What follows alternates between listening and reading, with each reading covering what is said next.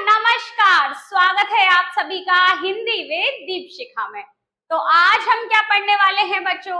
आज हम करने वाले हैं आपके क्षितिज बुक से चैप्टर एक कहानी यह भी, जिसे लिखा है मनु भंडारी जी ने। तो बच्चों चैप्टर थोड़ा लंबा रहेगा, लेकिन जैसा मैं आपको हमेशा कहती हूँ कि जब भी आप किसी साहित्य को पढ़ने वाले हो, लिटरेचर सब्जेक्ट पढ़ने वाले हो, तो आपका चैप्टर बड़ा हो छोटा हो, एक साथ करने की कोशिश कीजिए बच्चों। इससे क्या होता है, चैप्टर का फ्लो टूटता नहीं है। अगर आप इसको भी पार्ट 1 पार्ट 2 में लेने लगे तो जो चैप्टर में मजा आता है ना बच्चों, एक रिदम बनता है, एक फ्लो आता है, वो सारा का सारा बेकार हो जाता है और फिर चैप्टर एक नए सिरे से शुरू होता है। कैसे शुरू होता है? एक छोटा सा ग्राफ लेके स्टार्ट होगा, फिर उसको ऊंचाई तक पहुंचने में समय लगता है। तो आज हम करेंगे इस चैप्टर को एक ही बार में, और बहुत ही प्यारा चैप्टर है बच्चों। मनु भंडारी जी लिख रही हैं इसको। देखिए, अपने जीवन के बारे में ही लिखेंगी मनु भंडारी जी, है ना। और जब किसी को कोई लेखक क्या लिखता है, अपने जीवन के विषय में लिखता है, तो उसे आत्मकथा कहते हैं। लेकिन बच्चों आत्मकथा में क्या होता है, सारी बातों का एक सीक्वेंस होता है कि जैसे बचपन की बताएंगे, फिर जवानी की बताएंगे, फिर बुढ़ापे की बताएंगे। तो जहां तक राइटर लिख रहा है उसको अपने जीवन की जिस अवस्था में लिख रहा है वहां तक की सारी बातें क्रमवार बताता है, सीक्वेंसली बताता है। लेकिन यहाँ पर मनु भंडारी जी ने अपनी इस कहानी में, एक कहानी यह भी में, अपने जीवन की बातों को एक सीक्वेंसली नहीं बताया, तो हम इसे आत्मकथा नहीं कहेंगे। अगर कोई आपसे पूछे कि क्या ये मनु भंडारी जी की आत्मकथा है, तो आपको कहना है नहीं, ये आत्मकथा नहीं है। ये क्या है? इसको हम आत्मकथा स्वरूप कह सकते हैं कि आत्मकथा के जैसी है लेकिन आत्मकथा नहीं है। तो चलिए मेरे प्यारे बच्चों, सबसे पहले हम ले लेते हैं लेखिका का जीवन परिचय। देखिए, लेखक का जब लिंग बदलेंगे तो क्या कहेंगे? लेखिका। तो मनु भंडारी जी कौन है? हमारी लेखिका, ठीक है। तो लेखिका है हमारी मनु भंडारी। देखिए, मनु भंडारी जी की फोटो दी हुई है आपकी बुक में। और बच्चों हमेशा मैं आपको एक और बात कहती हूँ कि आप लेखक हो, लेखिका हो, कवि हो, कवियत्री हो, तो क्या करें, उनका एक बर्थ समय अपने दिमाग में रखें कि उनका आखिर जन्म कब हुआ है। आप कहेंगे हमें इससे क्या फायदा होगा, क्यों याद करें, कभी पूछा तो नहीं जाता। तो बच्चों मैं आपको बताती हूँ इससे क्या फायदा है। अगर आपको एक अप्रोक्स टाइम याद है ना, जैसे मनु भंडारी जी हैं, इनका जन्म हुआ है अप्रैल 1931 में। अप्रैल 1931 में जब इनका जन्म हुआ, तो देखिए हमको एक आइडिया लगा अप्रैल 1931 में इनका जन्म हुआ है, इसका मतलब स्वतंत्रता से पहले इनका जन्म हुआ है, 15 अगस्त 1947 से पहले। तो हमें एक इनके लेखन क्षेत्र के विषय में भी आइडिया लग गया कि इनका लेखन क्षेत्र किस दिशा में रहा होगा। स्वतंत्रता आंदोलन पे रहा होगा, इन्होंने देश प्रेम की भावनाओं का विकास करते हुए लेखन लिखा होगा, कहानियां लिखी होंगी, नारी सशक्तिकरण के लिए कुछ लिखा होगा, है ना। अगर आपको एक याद भी नहीं है ना बच्चों, अगर आपको समय याद है, तो आप किसी भी लेखक के लेखन का क्षेत्र अपने अंदाजे से, अपने अनुमान से बता सकते हैं। तो आइए सबसे पहले पढ़ते हैं आपकी बुक से कि इनके बारे में, इनके बारे में, मनु भंडारी जी के बारे में क्या लिखा है। देखिए, मनु भंडारी जी का जन्म सन 1931 में गांव भानपुरा, जिला मंदसौर में हुआ था। कहाँ पे है? एमपी के भानपुरा जिले में। परंतु इनकी इंटर की शिक्षा दीक्षा कहाँ हुई थी बच्चों? राजस्थान में हुई थी, अजमेर जिले में। बाद में उन्होंने हिंदी में एमए किया और दिल्ली के मिरांडा हाउस कॉलेज में अध्यापन कार्य से अवकाश प्राप्त किया। यहाँ से ये रिटायर्ड हुई थी और सन 2021 में इनका क्या हो गया था बच्चों? देहांत हो गया था यहाँ पे गुरुग्राम में। तो देखिए इनके लिए क्या शब्द यूज किया गया है। देखिए, स्वतंत्रता उत्तर हिंदी कथा साहित्य की प्रमुख हस्ताक्षर मनु भंडारी। क्या कहा है बच्चों? प्रमुख हस्ताक्षर मनु भंडारी, क्योंकि उस समय महिलाओं की भूमिका बच्चों बहुत ही कम थी। तो स्वतंत्रता उत्तर मतलब स्वतंत्रता प्लस उत्तर, स्वतंत्रता के बाद में। शब्दों को तोड़ना सीखिए। जब मैं आपको संधियां सिखा दूंगी तब तो आपको बखूबी आ जाएगा, लेकिन आप फिर भी शब्दों को तोड़ना सीखिए। उससे क्या होगा, भाषा पे आपकी पकड़ मजबूत होगी। तो ये कह रहे हैं कि स्वतंत्रता के बाद में मतलब मनु भंडारी जी का नाम गिना जाता है बच्चों हिंदी साहित्य में, क्योंकि इनका क्या है, विशेष योगदान है हिंदी साहित्य के लिए। इनकी देखिए प्रमुख रचनाएं क्या है, एक प्लेट सैलाब, मैं हार गई, यही सच है और त्रिशंकु। त्रिशंकु इनका क्या है बच्चों, स्टोरी कलेक्शन है, कहानी संग्रह है। और देखिए ये इनके बड़े फेमस उपन्यास हैं, कौन कौन से, आपका बंटी और महाभोज। कौन सा बच्चों, आपका बंटी और महाभोज, ये इनके फेमस उपन्यास हैं। और क्या किया इन्होंने बच्चों, इन्होंने बहुत सारी स्टोरी लिखी, पटकथाएं लिखी, फिल्मों के लिए भी इन्होंने स्टोरीज लिखी। और देखिए इन्हें जब इतनी सारी इनकी उपलब्धियां हैं तो क्या हुआ, इनको क्या हुआ, बहुत सारे अवार्ड भी मिले, बहुत सारे पुरस्कार और सम्मान मिले इनको बच्चों।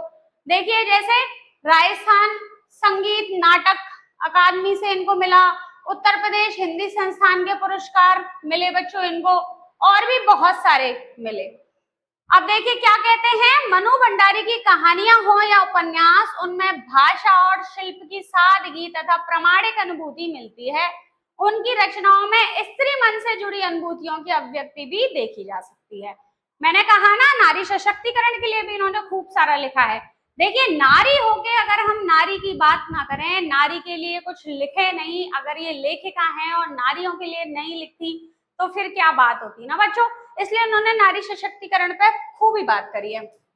अब देखिए जो आपका चैप्टर है एक कहानी यह भी, एक कहानी यह भी का हम पढ़ लेते हैं कि ये किस बेस पे है। मैं बता देती हूँ आपको कि मनु भंडारी जी अपने बचपन से स्टार्ट करेंगी कि हम कितने भाई बहन थे, और अपने पिताजी का स्वभाव बताएंगी, मेरे पिताजी का स्वभाव कैसा था और वे कैसे हालातों में पली बड़ी, फिर बड़ी हुई, फिर उनका लेखन में विकास बढ़ा, लेखन में उनकी रुचि हुई और उन्होंने लेखन का कार्य स्टार्ट किया, फिर स्वतंत्रता आंदोलन में उनकी क्या भूमिका रही और उनके पिताजी की उनके बारे में क्या सोच थी, वही सब रहेगा बच्चों इस चैप्टर में। ठीक है, चलिए तो हम स्टार्ट करते हैं चैप्टर। देखिए लेखिका कहती हैं, जन्मी तो मध्य प्रदेश के भानपुरा गांव में थी, लेकिन मेरी यादों का सिलसिला शुरू होता है अजमेर के ब्रह्मपुरी मोहल्ले के उस 2 मंजिला मकान से जिसकी ऊपरी मंजिल में पिताजी का साम्राज्य था। देखिए जब बच्चा बहुत छोटा होता है, बहुत छोटा होता है, जैसे न्यूबॉर्न बेबी है, फिर बेबी होता है, तो लगभग आप अंदाजा करिए कि 5 साल तक का तो उसको कुछ याद नहीं रहता है कि कैसे था वो, 3 साल में कैसा दिखता था, क्या होता था, चौथी साल में कैसा होता था, लेकिन धीरे धीरे वो बड़ा होता जाता है तो उसके मन मस्तिष्क में सारी बातें चित्रों की तरह उभरने लगती हैं। तो कहती है कि मुझे बहुत छोटी थी मैं, तब का तो मुझे याद नहीं है, लेकिन मेरी यादों का सिलसिला शुरू होता है अजमेर जिले से, कि जब ये अजमेर जिले के ब्रह्मपुरी मोहल्ले में रहती थी तब से इनको अपनी सारे बचपन की बातें याद हैं। तो कहती हैं कि हमारा 2 मंजिला मकान था, नीचे तो हम लोग रहते थे अपने बहन भाई और माताजी के साथ, और ऊपर के मंजिल पे, ऊपर के फ्लोर पे इनके पिताजी ने अपना पूरा साम्राज्य फैला रखा था, मतलब पिताजी का ही रहता था सारा, सब कुछ काम वाम करना उधर पिताजी का ही रहता था। फिर क्या कहती है लेखिका, कहती हैं जहां वे नियायत अव्यवस्थित ढंग से फैली बिखरी पुस्तकों, पत्रिकाओं और अखबारों के बीच या तो कुछ पढ़ते रहते थे या फिर डिक्टेशन देते रहते थे। कि इनके पिताजी भी क्या हैं बच्चों, अभी आगे पता चलेगा, पत्र पत्रिकाओं और सारी बुक्स के साथ रह रहे हैं, तो आप एक आइडिया लगाइए क्या होंगे, है ना। तो कहती हैं कि पिताजी बड़े ही अव्यवस्थित तरीके से सारी चीजों को रखते थे, कभी भी कोई मैगजीन बुक्स इनको व्यवस्थित नहीं रखते थे, क्योंकि वो कहते थे पूरा फ्लोर ही उनका है, तो जहां मन करता था पिताजी अपनी बुक्स और सारी पत्रिकाएं उधर ही रख देते थे। नीचे हम सब भाई बहनों के साथ रहती थी हमारी बेपढ़ी लिखी व्यक्तित्व विहीन माँ। देखिए अब आप कहेंगे कि राइटर कितनी कैसी होगी, बहुत कठोर हृदय वाली होगी कि अपनी माँ के लिए कैसे वर्ड यूज कर रही हैं, बेपढ़ी लिखी व्यक्तित्व विहीन। तो बच्चों वो इसलिए कर रही है क्योंकि वो इसमें अपनी सच्चाई बता रही है। माँ उनकी व्यक्तित्व विहीन थी, उनकी माँ की कोई पर्सनैलिटी ही नहीं थी, क्योंकि माँ क्या थी, माँ एक माँ थी और माँ एक बीवी थी। जब तक माँ केवल और केवल बीवी और माँ बन के रहती है बच्चों, तो उसकी पर्सनैलिटी इनहांस होती ही नहीं है, है ना। तो क्या है, अभी आगे आपको पता चलेगा कि इन्होंने ये लाइन इनके लिए क्यों कही है। तो देखिए, माँ सवेरे से शाम तक हम सबकी इच्छाओं और पिताजी की आज्ञाओं का पालन करने के लिए सदैव तत्पर। देखिए माँ इनकी कैसी है कि बच्चे जो भी कह देते हैं तो हमेशा तैयार, पिताजी जो भी आज्ञा दे दें, ये बनाओ, ये कर दो, ये कपड़े धो दो, ये इस्त्री कर दो, तो हमेशा उनकी आज्ञाओं का पालन करने के लिए कैसी हैं, एकदम जागरूक, तत्पर रहती हैं, रेडी रहती हैं। अजमेर से पहले पिताजी इंदौर में थे, जहां उनकी बड़ी प्रतिष्ठा थी, सम्मान था, नाम था। अजमेर से पहले इनके पिताजी कहाँ थे? इंदौर। तो फिर आप कहें अजमेर क्यों आ गए? देखिए वहां पे उनका एक अलग ही रुतबा हुआ करता था इंदौर में, लेकिन क्या हुआ बच्चों, कांग्रेस के साथ साथ वे समाज सुधार के कामों में भी जुड़े हुए थे। शिक्षा के वे केवल उपदेश ही नहीं देते थे, बल्कि उन दिनों 8-8, 10-10 विद्यार्थियों को अपने घर रखकर पढ़ाया है, जिनमें से कई तो बाद में ऊंचे ऊंचे ओहदों पर पहुंचे। ये उनकी खुशहाली के दिन थे और उन दिनों उनकी दरियादिली के चर्चे भी कम नहीं थे। एक और वे बेहद कोमल और संवेदनशील व्यक्ति थे, तो दूसरी ओर बेहद क्रोधी और अहमवादी। देखिए वे अपने पिता के दो रूप, कहते हैं ना जैसे बायपोलर डिसऑर्डर, आप बच्चों तो यही कह देंगे जेनजीज तो ना, कि क्या है, उनके पिताजी खूब भला करते थे, खूब अच्छे अच्छे काम करते थे और बच्चों को पढ़ाने में विशेष रुचि रखते थे। अपने ही बच्चों को लिए नहीं, दूसरे बच्चों को भी अपने घर पे रखते थे और 8-8, 10-10 बच्चों को एक साथ पढ़ाते थे। तो कह रही है मुझे मेरे पिताजी की पर्सनैलिटी समझ नहीं आती थी। एक तरफ तो वो बेहद संवेदनशील व्यक्ति थे, बहुत ही प्यारे से लगते थे, जब ऐसे अच्छे अच्छे काम करते तो अच्छे लगते, लेकिन दूसरी तरफ कैसे थे, बहुत ही ज्यादा क्रोधी, एकदम गुस्से वाले और अहमवादी। कैसे अहमवादी? मतलब ईगो, ईगो बहुत था उनमें।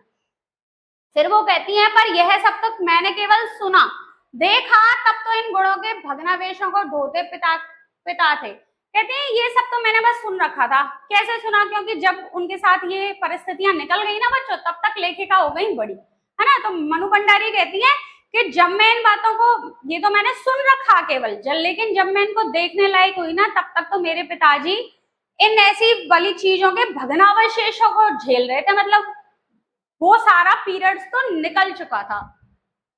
एक बहुत बड़े आर्थिक झटके के कारण वे इंदौर से अजमेर आ गए थे। क्या हुआ था इनके पिताजी के साथ बच्चों? एक आर्थिक झटका, है ना, मतलब पैसे की तंगी आ गई थी। और वो कैसे आई थी? देखिए, जहां उन्होंने अपने अकेले के बलबूते और हौसले से अंग्रेजी हिंदी शब्दकोश के अधूरे काम को आगे बढ़ाना शुरू किया, जो अपनी तरह का पहला और अकेला शब्दकोश था। देखिए ये इनके पिताजी क्या कर रहे थे, अंग्रेजी और हिंदी का शब्दकोश लिख रहे थे, डिक्शनरी लिख रहे थे बच्चों। और कैसा था उस टाइम पे कि ऐसा नहीं था कि तब तक बहुत सारी बुक्स चलती थी, इन्होंने लिखना ही स्टार्ट किया था बच्चों। पिताजी ही लिख रहे थे इनके पहली बार, कि अपनी तरीका पहला था, डिक्शनरी कर रहे थे हिंदी टू इंग्लिश। और कहाँ आके कंप्लीट किया इन्होंने? अजमेर में किया। और स्टार्ट कहाँ हो गया था? इंदौर में ही हो गया था। इसने उन्हें यश और प्रतिष्ठा तो बहुत दी, पर अर्थ नहीं। अब क्या होता था बच्चों, उस समय ज्यादा पैसा था ही नहीं, इससे उनको क्या हुआ, अरे जैसे हमने कहा ना कि डिक्शनरी लिख रहे थे हिंदी टू इंग्लिश, इससे उनको सम्मान तो खूब मिला, लेकिन पैसा नहीं मिला। आर्थिक स्थिति ने ही उनके व्यक्तित्व के सारे सकारात्मक पहलुओं को निचोड़ना शुरू कर दिया था। सिक्योरिटी आर्थिक स्थिति के कारण और अधिक विस्फारित उनका अहम उन्हें इस बात तक की अनुमति नहीं देता था कि वे कम से कम अपने बच्चों को तो अपनी आर्थिक व्यवस्थाओं का भागीदार बनाएं। क्या कह रही हैं बच्चों? मनु भंडारी जी कहती हैं कि उनके पिताजी कैसी पर्सनालिटी के थे।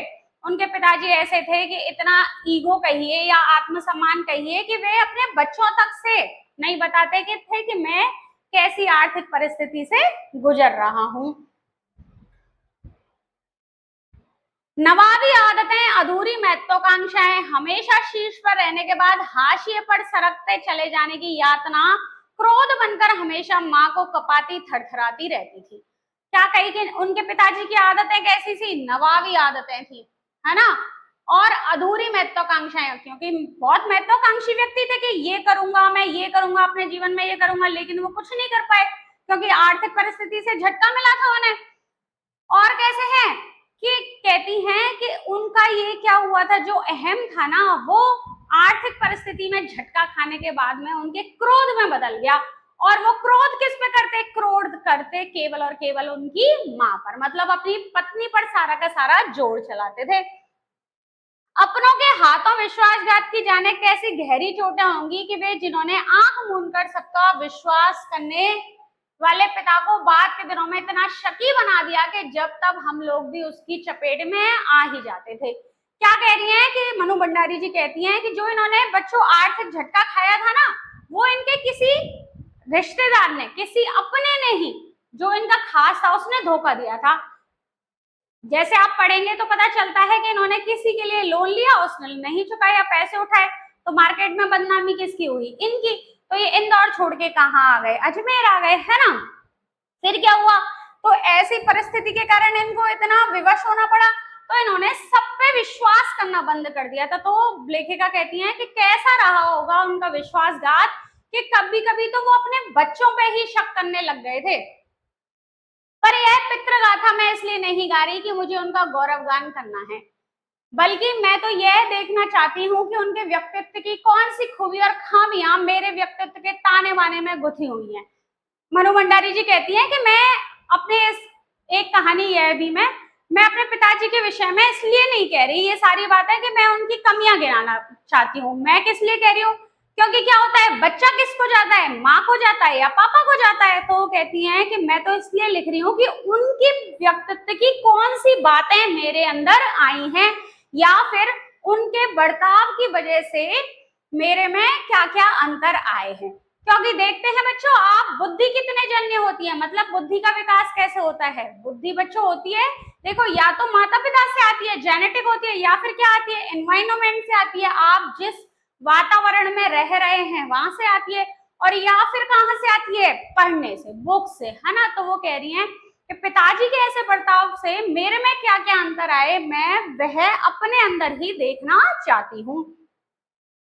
देखिए, अनजाने अनचाहे किए उनके व्यवहार ने मेरे भीतर किन ग्रंथियों को जन्म दे दिया। मैं काली हूँ, बचपन में दुबली और मरियल भी थी। गोरा रंग पिताजी की कमजोरी थी, सो बचपन में मुझसे 2 साल बड़ी, खूब गोरी, स्वस्थ और हंसमुख बहन सुशीला से हर बात पर तुलना, और फिर उसकी प्रशंसा ने ही क्या मेरे भीतर ऐसे गहरे हीन भाव की ग्रंथि पैदा नहीं कर दी कि नाम, सम्मान और प्रतिष्ठा पाने के बावजूद आज तक मैं उससे उबर नहीं पाई हूँ। देखिए, ये तो कितने सालों बाद लिखा है उन्होंने, मनु भंडारी जी ने एक कहानी है भी। तो कहती हैं कि पिताजी क्या करते थे, इनकी जो बड़ी बहन थी सुशीला, इनसे जो बड़ी थी, वो बहुत गोरी थी, और गोरा रंग इनके पिताजी की कमजोरी था। कमजोरी मतलब उनको गोरा चिट्टा आदमी, औरत अच्छे लगते थे, उनको काले भद्दे और इस तरीके के अच्छे नहीं लगते थे। तो इनके पिताजी क्या करते थे बच्चों, हर बात में उस सुशीला से मनु भंडारी जी की तुलना करते थे। और क्या कहते थे? मनु भंडारी कहती है कि मैं दुबली पतली थी, मरियल सी थी, और सुशीला कैसी थी? हंस-पुस थी, गोरी थी। तो पिताजी कहते, देखो, हर बात पर ताना मारते, इसके जैसे बन, ये कितनी सुंदर है, तू कितनी चिड़चिड़ी है, तू कितनी काली है। तो कह रही है कि वो कैसा व्यवहार रहा होगा कि आज मेरे पास मान, सम्मान, प्रतिष्ठा, दौलत, शोहरत सब कुछ है, लेकिन बचपन की वो हीन भावना आज तक मेरे मन से निकल नहीं पाई है। तो देखिए, आज भी परिचय करवाते समय जब कोई कुछ विशेषता लगाकर मेरी लेख की उपलब्धियों का जिक्र करने लगता है तो मैं संकोच से सिमट ही नहीं जाती, बल्कि गड़ने गड़ने को हो जाती हूँ। शायद अचेतन की किसी परत के नीचे दबी इसी हीन भावना के चलते मैं अपने किसी भी उपलब्धि पर भरोसा नहीं कर पाती। कहती हैं कि बचपन में इनको ये बच्चों इतना ट्रॉमा झेलना पड़ा कि आज जब उनके पास सब कुछ है और जब इनका नाम लिया जाता है, इनको कोई बुलाता है और इनको सम्मान मिलता है, तो ये खुद से सोचती हैं, क्या ये मेरे ही बारे में कह रहे हैं? मेरे पिताजी तो कहा करते थे मैं मरियल हूँ, मैं काली हूँ, मैं दुबली हूँ, है ना। तो कहती है आज भी मुझे विश्वास नहीं होता कि ये सब कुछ, इतना कुछ मैंने अपने दम पर कर लिया है। देखिए, सब कुछ मुझे तुक्का ही लगता है। पिताजी के जिस सखी शोभा पर मैं कभी भन्ना भन्ना जाती थी, आज एकाएक अपने खंडित विश्वासों की व्यथा के नीचे मुझे उनके शकी स्वभाव की झलक ही दिखाई देती है। अब कहती हैं कि जब उनको सम्मान मिल रहा होता है और वो जब ऐसे सोचती है कि मेरा ही नाम अनाउंस हो रहा है, और फिर कहती है कि अच्छा, सब तुक्के से ही हो गया है, मैंने तो ऐसा कुछ नहीं किया। अपने मन ही मन में लेखिका कहती हैं, तो कहती हैं कि मुझे उस समय भी अपने पिता की याद आती है कि ऐसे ही मेरे पिता कैसे थे, शकी स्वभाव के थे, तो मेरे पिताजी का वो शकी स्वभाव भी मेरे अंदर आ गया है। देखिए आगे क्या कहती हैं, होश संभालने के बाद से ही जिन पिताजी से किसी ना किसी बात पर हमेशा मेरी टक्कर ही चलती रही, वे तो न जाने कितने रूपों में मुझ में ही, कहीं कुंठाओं के रूप में। देखिए पिता कहाँ कहाँ हैं इनके, कभी कुंठाओं के रूप में, कहीं प्रतिक्रिया के रूप में, कहीं प्रतीक्षाया के रूप में। क्या पिताजी कभी इनको, जब ये कुंठित होती हैं तो इनको अपने आप में पिताजी की झलक दिखती है। कभी ये शकी होती हैं, कभी ये किसी बात पे बहुत भयंकर रिएक्ट करती हैं। तो जब भी ये ऐसा कुछ करती हैं, अपनी बॉडी को रिफ्लेक्ट फील करती हैं कि अरे मैं ऐसी तो नहीं हूं, ये मैंने क्या कह दिया, तो इनको क्या लगता है कि मैं अपने पिताजी को गई हूं।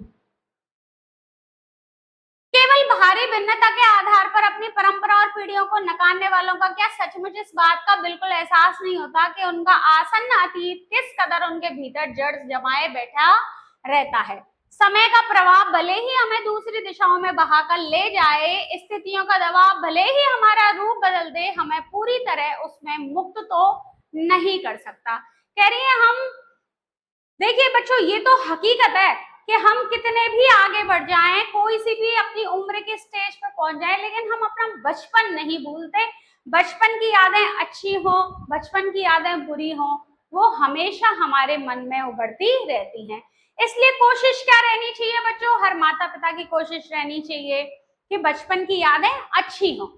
हर बच्चे की कोशिश रहनी चाहिए कि बचपन की यादें अच्छी हो, और हर भाई या बहन की कोशिश रहनी चाहिए कि बचपन की यादें अच्छी हो। आप 10th में पढ़ते हैं, आप भी कोशिश कीजिए, आपका छोटा हो भाई या बहन या बड़ा हो, कि बचपन की यादें अच्छी हो। अगर बचपन की यादें अच्छी हैं तो वो रिश्ता हमेशा हमेशा ऐसा ही रहेगा प्यारा। अगर बचपन में यादें अच्छी नहीं है, चाहे सिबलिंग हो, चाहे आप पेरेंट्स हो, आपकी यादें बचपन में अच्छी नहीं है, तो आगे फ्यूचर में भी यादें अच्छी नहीं रहेंगी। तो कोशिश कीजिए बच्चों अपनी यादों को मेमोरेबल बनाए। कैसा? अच्छा वाला। देखिए पिता के ठीक विपरीत थी हमारी बेपढ़ी लिखी माँ। अब देखिए माँ को भले ही बेपढ़ी लिखी बता रही है, लेकिन कह रही हैं कि हमारे पिता से बिल्कुल विपरीत थी। जैसे हमारे पिता शकी थे, डांटते रहते थे, लड़ते रहते थे, क्रोधी थे, लेकिन माँ ऐसी बिल्कुल नहीं थी। धरती से कुछ ज्यादा ही धैर्य और सहन शक्ति थी उसमें। देखिए कितनी बड़ी बात कह रही हैं कि धरती से शायद कुछ ज्यादा। देखिए बच्चों आपने कभी आइडिया लगाया है कि सबसे ज्यादा धैर्य कौन धारण करता है? सबसे ज्यादा धैर्य धारण करती है ये धरती माँ, जिसमें देखिए इसके ये पेड़, पर्वत, नदियां, झरने, ये सब क्या है? ये प्रकृति के ही तो हैं। अगर हम, जैसे हमारी फैमिली होती है, हमारे पिता होते हैं, हमारी माता होती है, हमारे बहन भाई होते हैं, फिर हमारी शादी हो जाती है तो हमारे बच्चे होते हैं। अगर ऐसे ही हम प्रकृति के परिवार के बारे में बात करें तो बच्चों देखिए कहीं पेड़ पौधे, झरने, नाले, तालाब, क्या और सूरज, चांद, पर्वत, पठार, ये कुछ ना कुछ पृथ्वी के लगते होंगे कि नहीं लगते होंगे। लेकिन हम क्या करते हैं? हम पेड़ों को काटते हैं, पहाड़ों को काटते हैं, नदियों को गंदा करते हैं, झरनों को गंदा कर देते हैं। तो पृथ्वी को कितना गुस्सा आता होगा कि नहीं? तो कह रही है शायद पृथ्वी से भी ज्यादा धैर्य धारण किए थी मेरी माँ। थोड़ा बहुत कम नहीं होगा लेकिन ज्यादा ही था। क्यों कह रही है? क्योंकि वो बिना पढ़ी लिखी थी, लेकिन उनके शकी और कैसे क्रोधी पिता को हंस हंस के झेल रही थी। कह रही है पिताजी की हर जाति को अपना प्राप्य और बच्चों की हर उचित अनुचित फरमाइश और जिद को अपना फर्ज समझकर बड़े सहज भाव से स्वीकार करती थी। क्यों करती थी? क्योंकि पिताजी और उनके बच्चे कोई भी फरमाइश कर दें, चाहे वो उचित हो चाहे अनुचित हो, लेकिन वो अपना फर्ज मानती थी अपने पति और अपने बच्चों की ख्वाहिशों को पूरा करना, है ना। तो सबकी ख्वाहिशें पूरा करती थी। उन्होंने जिंदगी भर अपने लिए कुछ मांगा नहीं, चाहा नहीं, केवल दिया ही दिया। हम भाई बहनों का सारा लगाव शायद सहानुभूति से उपजा माँ के साथ था। कह रही है कि भाई देखिए जब कपल में से कोई एक क्रोधी हो, बहुत ही गुस्सा करता हो, शकी हो, और एक ऐसा हो जैसे इनकी माँ है, तो सहानुभूति, सिंपैथी किसके लिए होगी? सारी एम्पैथी और सिंपैथी किसके लिए होती है बच्चों? जैसे जो कमजोर है उसी के लिए होती है। तो इनकी सारी ये सहानुभूति किसके लिए थी? माँ के लिए। तो कह रही है कि शायद हम सारे ही भाई बहनों का जो माँ से प्यार था वो कैसे उपजा था? सहानुभूति से उपजा था। कह रही है निहायत असहाय मजबूरी में लिपटा उनका यह त्याग कभी मेरा आदर्श नहीं बन सका। कह रही, वो क्यों कहना चाह रही है बच्चों इसको? वो इसलिए कह रही है, मनु भंडारी कहती है कि वो अपनी माँ को प्यार तो करते थे, लेकिन अपनी माँ को उन्होंने कभी आइडियल नहीं माना। बच्चों मान भी नहीं सकते, जो हमेशा दबा और कुचला रहता है उसको हम कभी अपना आदर्श मानते हैं क्या? बताइए, आप कमेंट करके हमेशा अपनी राय बताया कीजिए। अगर आपके मन में है कि हाँ हम तो अपना आदर्श मान सकते हैं तो आप मुझे ये भी बताइएगा। लेखिका कहती है, हम अपनी माँ से सारे के सारे भाई बहन प्यार तो करते थे, लेकिन उनके प्रति आदर्श नहीं था। मैं अपनी माँ को अपना आइडियल नहीं मानती थी, क्योंकि वो ये कहना चाह रही हैं कि जितनी ज्यादती उन्होंने बर्दाश्त करी उनको नहीं करनी चाहिए थी। खैर जो भी हो, अब यह प्रत्यक प्राण यही समाप्त कर अपने पर लौटती हूँ। अब वो कह रही हैं, अब जो भी था वो ठीक है, बचपन की बातें थी, अब मैं अपने बचपन की बातें छोड़ती हूँ और मैं अपने बारे में बताती हूँ। देखिए, 5 भाई बहनों में मैं सबसे छोटी थी। कह रही है, मनु भंडारी जी के 5 भाई बहन थे, उनमें वो सबसे छोटी थी। सबसे बड़ी बहन की शादी के समय मैं शायद 7 साल की थी। देखिए कितना अंतर रहा होगा बच्चों, 5 बच्चों में, कि जब इनकी बड़ी बहन की शादी हुई तो ये केवल कितने साल की थी? 7 साल की थी। और उसकी एक धुंधली सी याद ही मेरे मन में है, लेकिन अपने से 2 साल बड़ी बहन सुशीला और मैंने घर के बड़े से आंगन में बचपन के सारे खेल खेले हैं। और इनसे जो बड़ी बहन थी सुशीला, पहले भी जिक्र किया था कि इनके पिता सुशीला की तुलना किससे करते रहते थे? इनसे करते रहते थे, क्योंकि केवल 2 साल बड़ी थी। तो कह रही है कि बड़ी दीदी जो थी तब तो मैं 7 साल की थी, उनकी शादी हो गई थी, लेकिन सुशीला के साथ इन्होंने जो घर में जो भी गेम्स खेले, क्या क्या खेलते हैं बच्चे, पहले क्या खेलते थे? सतोलिया, लंगड़ी टांग, इगल दुगल, है ना, और ये सब जो गेम थे वो सब इन्होंने अपनी बहन के साथ खेले थे। हंसी आ गई आपको इगल दुगल सुन के? आप कौन कौन से गेम खेले हो अपने बचपन में, वो भी मुझे कमेंट करके बताना। तो कह रही है, देखिए, मैंने घर के बड़े से आंगन में बचपन के सारे खेल खेले, सतोलिया, लगड़ी टांग, पकड़म पकड़ाई, काली टीलो, तो कमरों में गुड्डे गुड़ियों के ब्याह भी रचाए, और क्या किया, पास पड़ोस की सहेलियों के साथ भी गुड्डे गुड़ियों की शादी भी करते थे ना, तो वो भी इन्होंने खेले। और ऐसा नहीं केवल अपनी बहन के साथ, आस पड़ोस के जितने भी बच्चे थे उन सबके साथ इन्होंने खेले थे। यूं खेलने को हमने भाइयों के साथ गिल्ली डंडा भी खेला और पतंग उड़ाने, कांच पीस कर मांझा सूतने का काम भी किया। देखो जो लड़कों वाले गेम है ना, उनकी भी बता रही हैं कि हमने वो भी खेले, पतंगे भी उड़ाई, मांझा भी पीसा। लेकिन क्या है, ये क्यों अलग से बता रही हैं? क्योंकि बच्चों जब पिता क्रोधी होते हैं, जब पिता शकी होते हैं, तो लड़कियां ये सारे गेम्स कैसे खेलती हैं? छुप छुप के खेलती हैं। तो देखिए, लेकिन उनकी गतिविधियों का दायरा घर के बाहर ही अधिक रहता था और हमारी सीमा थी घर के। लड़कों वाले गेम कहाँ होते थे? घर के बाहर। और लड़कियों की सीमा कहाँ पे सीमित हो जाती थी? घर के अंदर। हाँ, इतना जरूर था कि उस जमाने में घर की दीवारें घर तक ही समाप्त नहीं हो जाती थी, बल्कि पूरे मोहल्ले तक फैली रहती थी, कि बच्चे सारे मिलके खेलते तो हैं, लेकिन कैसे खेलते हैं? पिताजी से छुप छुप के। इसलिए मोहल्ले के किसी भी घर में जाने पर कोई पाबंदी नहीं थी, बल्कि कुछ घर तो परिवार का हिस्सा ही थे। आज तो मुझे बड़ी शिद्दत के साथ यह महसूस होता है कि अपनी जिंदगी खुद जीने के इस आधुनिक दबाव ने महानगरों के फ्लैट में रहने वालों को हमारे इस परंपरागत पड़ोस कल्चर से क्या कर दिया है? विच्छिन्न करके हमें कितना संकुचित, असहाय और असुरक्षित बना दिया है। कह रही है कि अब क्या हुआ है, अब मैं ये सोचती हूँ कि अब क्या आ गया, फ्लैट्स आ गए, फ्लैट में अपनी एक केवल न्यूक्लियर फैमिली रह रही है, तो हमारा जो पड़ोस कल्चर हुआ करता था कि पूरा पड़ोस ही अपना एक घर सा होता था, वो सबको सीमित कर दिया है। अब ऐसी कोई बात रही नहीं है। कम से कम 1 दर्जन आरंभिक कहानियों के पात्र इसी मोहल्ले के हैं। अब वो अपने बचपन की बातें बता रही है कि जो मैंने कहानियां लिखी है ना, तो मेरा जो मोहल्ला था, कमेंट करके बताइए कौन से मोहल्ले की बात करी थी इन्होंने। मैं बताती हूँ, आप भूल गए होंगे। ये इन्होंने शुरू किया ब्रह्मपुरी मोहल्ला अजमेर का। तो कह रही है कि जो मैंने स्टार्टिंग में जो कहानियां वगैरह लिखी ना, उनके तो आधे से ज्यादा पात्र इसी ब्रह्मपुरी मोहल्ले के थे, मतलब बचपन की यादों से थे। देखिए, 1-2 को छोड़कर उनमें से कोई पात्र मेरे परिवार का नहीं है, बस इनको देखते सुनते इनके बीच में ही बड़ी हुई थी, लेकिन इनकी छाप मेरे मन पर कितनी गहरी थी, इस बात का एहसास तो मुझे कहानियां लिखते समय हुआ। इतने वर्षों के अंतराल में भी उनकी भाव भंगिमा भाषा किसी को भी धुंधला नहीं किया था, और बिना किसी विशेष प्रयास के बड़े सहज भाव से वे उतरते चले गए थे। उसी समय के दास साहब अपने व्यक्तित्व की अभिव्यक्ति के लिए अनुकूल परिस्थितियां पाते ही महाभोज में इतने वर्षों बाद कैसे एकाएक जीवित उठे, ये मेरे अपने लिए भी आश्चर्य का विषय था, एक सुखद आश्चर्य का। देखिए महाभोज मैंने बताया ना बच्चों, इनका फेमस उपन्यास है महाभोज, आपका बंटी और महाभोज। कह रही है कि मेरे जो लेखन का कार्य जब मैंने शुरू किया तो मेरे जो स्टार्टिंग के कहानियां उपन्यास है ना, वो तो मेरे इस ब्रह्मपुरी मोहल्ले के ही कैरेक्टर्स थे।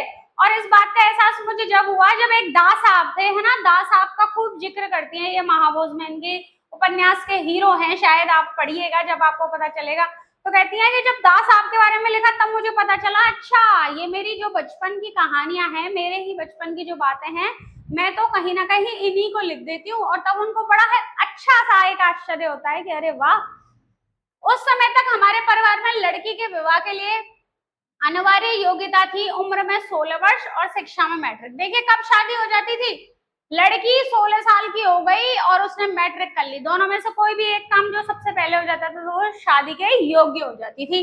सन 44 में सुशीला ने यह योग्यता प्राप्त कर ली और शादी करके कोलकाता चली गई।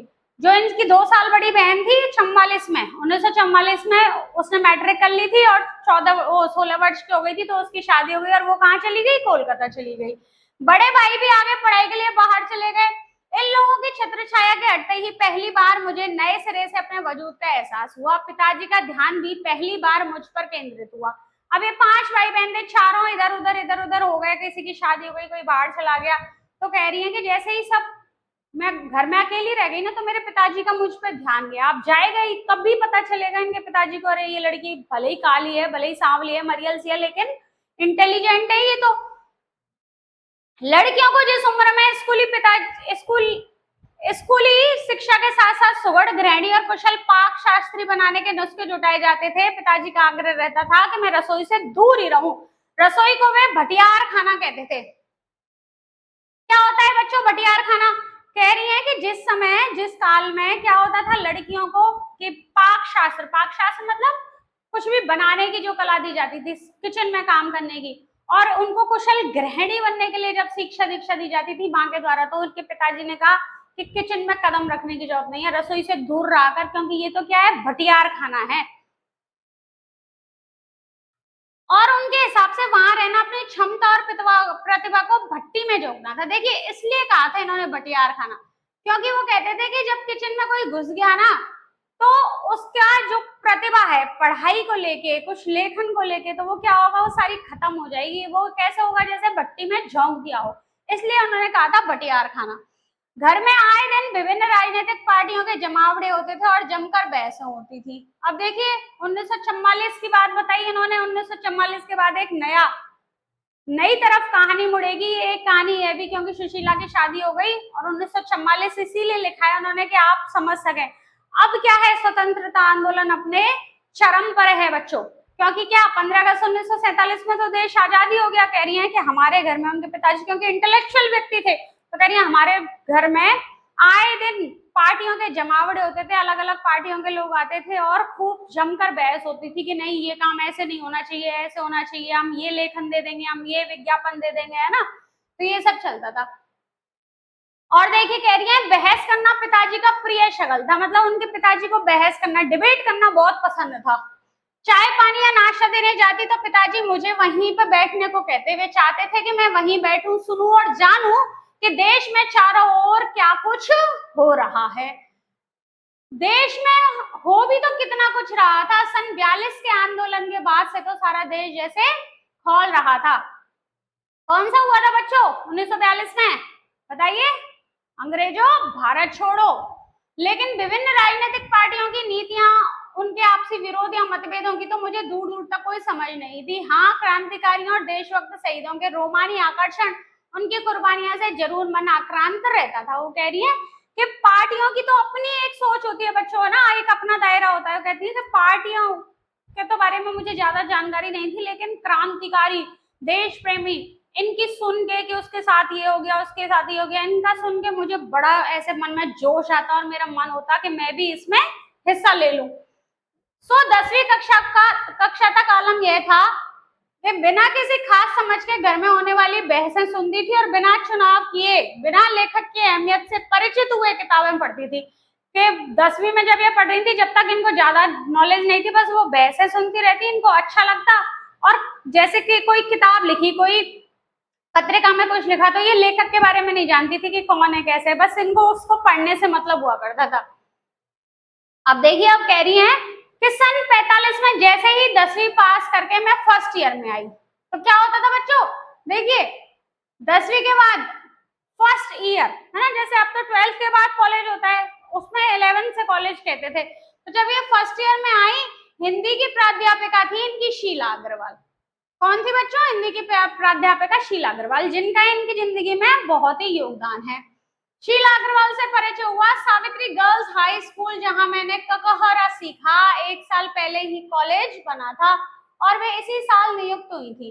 उन्होंने बकायदा साहित्य की दुनिया में प्रवेश करवाया।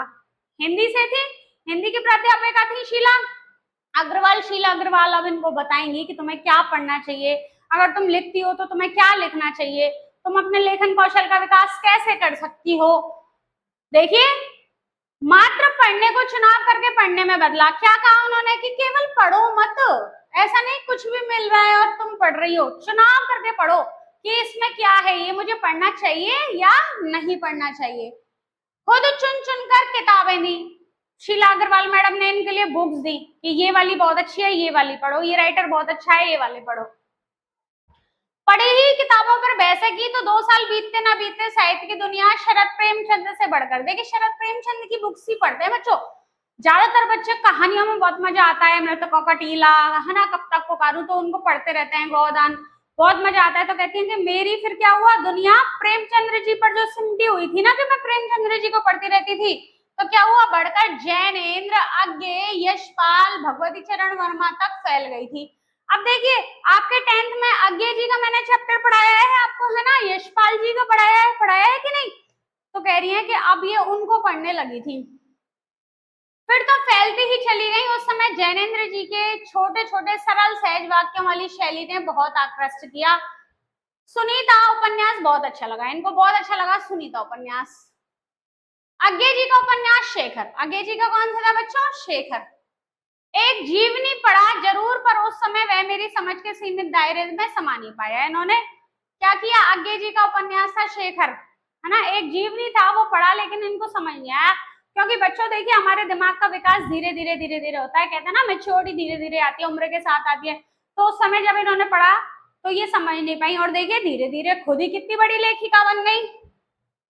एक बार कुछ समझ के साथ, यह शायद मूल्यों के मंथन का युग था। पाप पुण्य, नैतिक अनैतिक, सही गलत की बनी बनाई धारणाओं के आगे प्रश्न चिन्ह ही नहीं लग रहे थे, उन्हें ध्वस्त भी किया जा रहा था। इसी संदर्भ में जैनेन्द्र का त्याग पत्र, भगवती बाबू का चित्रलेखा पढ़ा और शीला अग्रवाल के साथ लंबी लंबी बहसें करते हुए उस उम्र में जितना समझ सकती थी मैंने समझा। अब क्या हुआ, मतलब कुल मिला के बच्चों ये कहना चाह रही हैं कि धीरे धीरे ये इन्होंने बहुत कुछ पढ़ा और धीरे धीरे इनकी समझ भी विकसित होने लगी।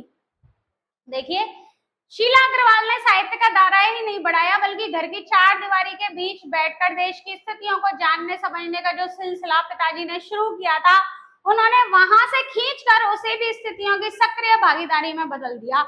सन 46-47 के दिन वे स्थितियां, उसमें वैसे भी घर में बैठे रहना संभव था भला, प्रभात फेरियां, हड़तालें, जुलूस, भाषण, हर शहर का चरित्र था और पूरे दमखम और जोश खरोश के साथ इन सबसे जुड़ना हर युवा का उन्माद था। क्या कह रही है कि अब उनकी इतनी समझ विकसित हो गई थी कि अब जब 46-47 में जैसा माहौल चल रहा था, आए दिन क्या हो रहा था, जुलूस निकल रहे थे, हड़तालें हो रही थी, है ना, लोग आजादी की मांग कर रहे थे, तो कह रही है कि उस समय घर में बैठना उचित नहीं था। तो ये भी कहाँ आ गई, उस सब भीड़ के साथ आ गई, अपने को महसूस करने लगी कि मैं तो ये प्रभात फेरी में जाऊंगी, भाषण में जाऊंगी और भाषण सुनूंगी। अब देखिए, अब वो भाषण सुनेंगी ही नहीं, अब वो भाषण देंगी भी। मैं भी युवा थी और शीला अग्रवाल की जोशीली बातों ने रगों में बहते खून को लावे में बदल दिया था। स्थिति यह हुई कि एक बवंडर शहर में मचा हुआ था और एक घर में। अब कह रही है कि एक ऐसी स्थिति आ गई, एक बवंडर तो शहर में मचा हुआ था, मतलब वहां तो आजादी का आंदोलन चल रहा था, और एक बवंडर हमारे घर में चला हुआ था। क्यों? क्योंकि उनके पिताजी का स्वभाव और माताजी का स्वभाव दोनों ही कैसे थे, नदी के 2 किनारे की तरह थे। पिताजी की आजादी की सीमा यहीं तक थी कि उनकी उपस्थिति में घर में आए लोगों के बीच उठूं बैठूं, कि उनके पिताजी तो बस यही चाहते थे कि जो घर में आ रहे हैं ना हमारे, उनके साथ बहस कर लो, बस उनके साथ ही उठो और उनके साथ ही बैठो। जानू समझू हाथ उठाकर नारे लगाती, हड़तालें करवाती, लड़कों के साथ शहर की सड़कें नापती, लड़की को अपनी सारी आधुनिकता के बावजूद बर्दाश्त करना उनके लिए मुश्किल हो रहा था।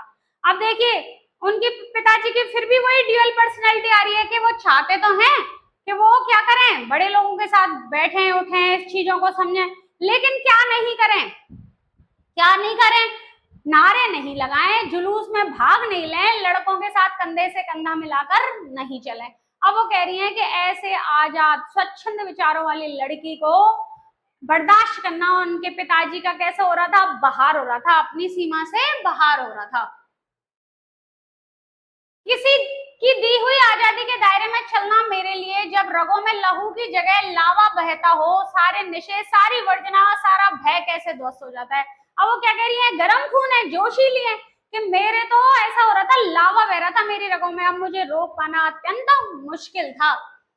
यह तभी जाना और अपने क्रोध में सबको थरथरा देने वाले पिताजी से टक्कर लेने का जो सिलसिला तब शुरू हुआ था राजेंद्र से शादी की, तब तक वह चलता ही रहा। अब क्या हुआ, इन्होंने शादी कर ली, किससे, राजेंद्र से।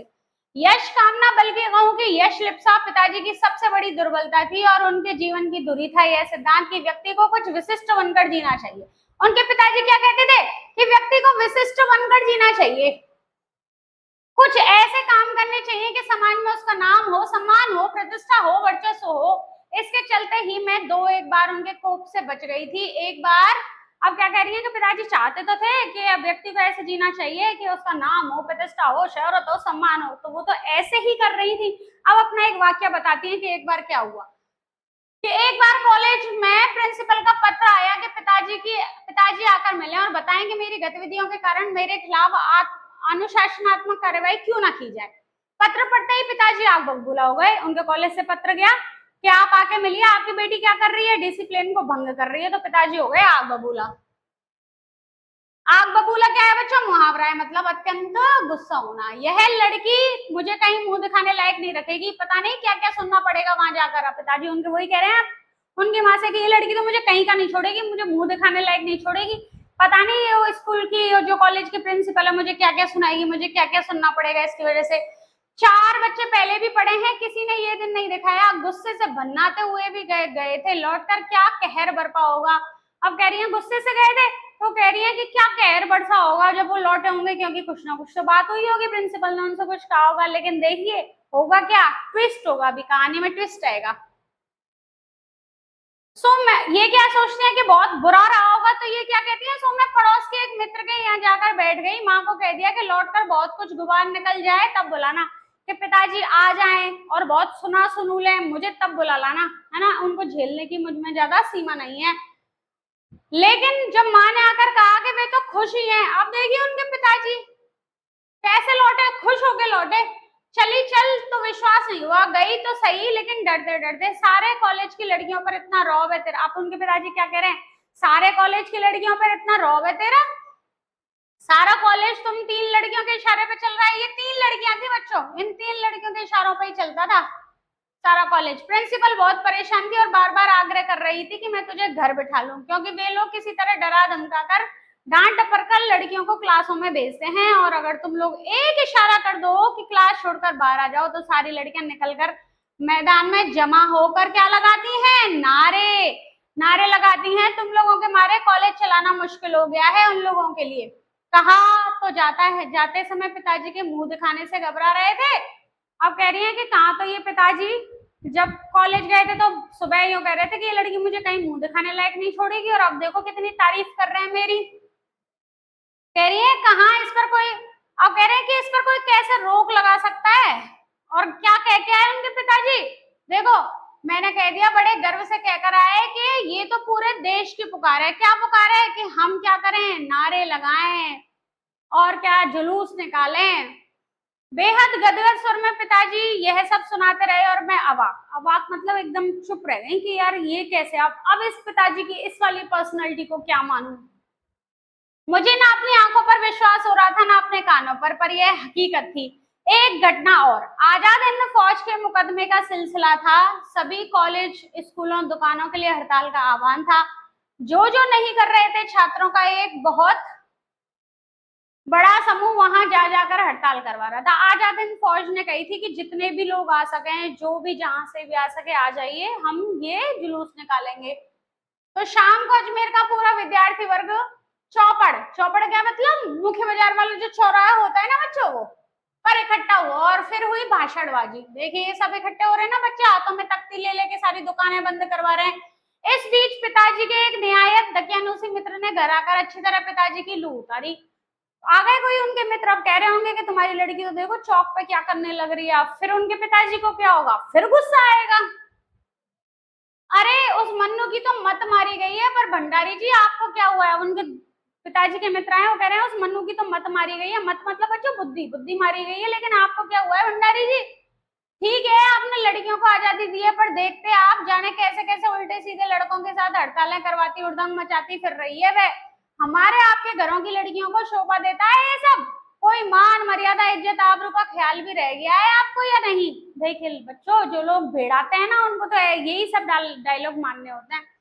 वे तो आग लगाकर चले गए और पिताजी सारे दिन भभकते रहे। अब उनके पिताजी को फिर गुस्सा आ गया, क्योंकि उनके पिताजी क्या है, अपने स्व विवेक का तो यूज ही नहीं कर रहे थे। अब उनके पिताजी को फिर गुस्सा आया। देखिए बस अब यही रह गया है कि लोग घर आकर थू थू करके चले जाएं, बंद करो अब इस मन्नू का घर से बाहर निकलना। उनकी माँ पे वो अपना जोर फिर से चला रहे हैं। इस सबसे बेखबर में रात होने पर घर लौटी तो पिताजी का एक बेहद अंतरंग और अभिन्न मित्र ही नहीं, अजमेर के सबसे प्रतिष्ठित और सम्मानित डॉक्टर कौन थे, अम्बालाल जी। अब देखिए अम्बालाल जी अजमेर के बहुत प्रतिष्ठित व्यक्ति थे। अब जब ये लौटी मन्नू जी, तो अम्बालाल जी आए हुए थे। अम्बालाल जी उनके पिताजी के फास्ट फ्रेंड थे और एक अजमेर के प्रतिष्ठित व्यक्ति थे। अब अम्बालाल जी क्या करेंगे, अम्बालाल जी करेंगे मन्नू भंडारी की तारीफ, तो पिताजी क्या करेंगे, फिर गदगद हो जाएंगे। तो अम्बालाल जी बैठे थे, मुझे देखते ही उन्होंने बड़ी गर्मजोशी से स्वागत किया। आओ आओ मन्नू, मैं तो चौपड़ पर तुम्हारा भाषण सुनते ही सीधा भंडारी जी को बधाई देने चला आया। I am really proud of you. क्या तुम घर में घुसे रहते हो भंडारी जी, घर से निकला भी करो। You have missed something. अब वो कहते हैं कि I am proud of you बेटा मन्नू, तुमने क्या गर्म जोशीला एकदम भाषण दिया, मैं तो तुम्हारा भाषण सुनते ही रह गया। और उनके पिताजी को भी कहते हैं कि अरे भंडारी जी घर में ही बैठे रहते हो, तुमने तो इसका जो भाषण था एकदम इतना अच्छा भाषण था वो मिस कर दिया, तुम्हें घर से निकलना चाहिए। और वे धुआंधार तारीफ करने लगे, वे बोलते जा रहे थे और पिताजी के चेहरे का संतोष धीरे धीरे क्या हो रहा था, देखो बच्चों, गर्व में बदलता जा रहा था। अब उनके पिताजी को फील होने लगा कि नहीं यार, कोई कुछ भी कहे, मन्नू जो काम कर रही है वो अच्छा कर रही है। भीतर जाने पर माँ ने दोपहर के गुस्से वाली बात बताई तो मैंने रात की सांस लिया। अभी अंदर गई ना तो इनकी माँ ने कहा देखो अब ये वापस से खुश हो गए, अभी दोपहर को इतना गुस्सा कर रहे थे। तो कहती हैं जब माँ ने बताई तो मैंने रात की सांस ली, चलो मुझे आज डांट तो नहीं पड़ी कम से कम। आज पीछे मुड़कर देखती हूँ तो इतना तो समझ में आता है कि क्या तो उस समय मेरी उम्र थी और क्या मेरा भाषण रहा होगा। कहती हैं कि जब अम्बालाल जी ने इतनी तारीफ करी, आज जब मैं सोचती हूँ उस बात को इतने सालों बाद, तो मैं सोचती हूँ कितनी छोटी थी मैं और मेरा कैसा भाषण रहा होगा कि अम्बालाल जी ने घर आके तारीफ करी। यह तो डॉक्टर साहब का स्नेह था जो उनके मुंह से प्रशंसा बनकर बह रहा था। यह भी हो सकता है कि आज से 50 साल पहले अजमेर जैसे शहर में चारों ओर से उमड़ती भीड़ के बीच एक लड़की का बिना किसी संकोच और झिझक के यूं धुआंधार बोलते चले जाना ही इसके मूल में रहा हो। पर पिताजी कितनी तरह के अंतर विरोध के बीच जीते थे। वे कह रही हैं कि पर मेरे पिताजी का क्या करूं, मेरे पिताजी के अंदर ही अंदर कितने विरोध चलते रहते हैं, कभी कुछ सोचते हैं कभी कुछ सोचते हैं। एक और विशिष्ट बनने और बनाने की प्रबल लालसा, तो दूसरी ओर अपनी सामाजिक छवि के प्रति भी उतनी ही सजगता। देखिए बच्चों ये तो रहता ही है, ये क्या है, ये तो रहता ही है बच्चों कि क्या होता है कि वो चाहते तो थे एक और तो वो विशिष्ट बनने और बनाने की उनकी प्रबल इच्छा थी कि मैं भी एक स्पेशल रहूं, विशिष्ट व्यक्ति बनूं और मेरे बच्चे भी विशिष्ट बने। लेकिन क्या है, एक सामाजिक दायरा ऐसा होता है जो लिमिटेशंस बना दी है समाज ने, तो उनको ऐसा लगता है कि कहीं मेरी बेटी की बदनामी ना हो जाए, मेरी बदनामी ना हो जाए, तो इसीलिए उनके अंदर क्या चलता रहता था, विरोध चलता रहता था, अंतर विरोध से वो जूझते रहते थे। देखिए दूसरी ओर क्या थे, उनकी सामाजिक छवि के प्रति भी उतना ही सजगता। पर क्या यह संभव है? क्या पिताजी को इस बात का बिल्कुल भी एहसास नहीं था कि इन दोनों का तो रास्ता ही क्या है, टकराहट है बच्चों। कहते हैं ना, जो है नाम वाला वही तो बदनाम है, कि जिसने अपना नाम कमाया है तो क्या है, उसके तारीफ करने वाले कम मिलेंगे, उसकी बदनामी करने वाले ही कैसे मिलेंगे, ज्यादा मिलेंगे। अब देखिए, सन 47 के कई महीने में शीला अग्रवाल को कॉलेज वालों ने नोटिस थमा दिया लड़कियों को भड़काने और कॉलेज का अनुशासन बिगाड़ने के आरोप में। उस समय शीला मैडम प्रिंसिपल थी, तो शीला मैडम को बहुत बार नोटिस मिला, क्योंकि क्या करती थी कॉलेज लड़कियां, भाषण देती थी, जुलूस निकालती थी, हड़ताल में शामिल होती थी, तो मैडम को बहुत बार नोटिस मिला कि आप लड़कियों को भड़काती हो। इस बात को लेकर हुड़दंग ना मचे, इसलिए जुलाई में थर्ड ईयर की क्लासेस बंद करके हम 2-3 छात्राओं का प्रवेश निषिद्ध कर दिया। 2-3 छात्राओं का प्रवेश निषिद्ध कर दिया। तो वही 3 लड़कियां, त्रिमूर्ति, जो पिताजी कहते हैं तिकड़ी, तुम तीनों के मारे तो पूरा कॉलेज क्या करता है, चलता है। हुड़दंग तो बाहर रहकर भी इतना मचा है कि कॉलेज वालों को अगस्त में आखिरी थर्ड ईयर झेलना पड़ा। मतलब क्या हुआ कि फिर इनके कॉलेज ने इनको ले लिया था।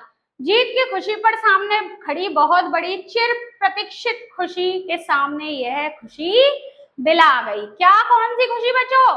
शताब्दी की सबसे बड़ी उपलब्धि 15 अगस्त 1947। क्या हुआ था इस दिन? हमारा देश हो गया था बच्चों आजाद। अच्छा हुआ बच्चों, देश आजाद हो गया। अगर राज चल रहा होता राजा महाराजाओं का, तो क्या पता हम किसी राजा महाराजा के पंखे जला रहे होते, कोई क्या होता उसके घोड़शाला में काम कर रहा होता है ना। तो कैसा लगा बच्चों आपको चैप्टर? मुझे कमेंट करके जरूर बताइएगा। अब आप इसके क्वेश्चन आंसर पढ़िए। पूरा चैप्टर पढ़ने के बाद क्वेश्चंस के आंसर करना हमारे लिए क्या हो जाता है बच्चों, एकदम आसान। इसलिए मैं कहती हूँ कि भावार्थ सुन लेने से आप क्वेश्चन के आंसर लिखने के काबिल नहीं बनेंगे। एक ना एक बार तो आपका पूरा चैप्टर आपको अच्छी तरह पढ़ना ही पड़ेगा। तो बच्चों, क्लास पसंद आए तो लाइक करिए, अपने दोस्तों के साथ शेयर कीजिए और चैनल को सब्सक्राइब कीजिए। मिलते हैं अगली क्लास में, जब तक देखते रहिए हिंदी विद दीपशिखा।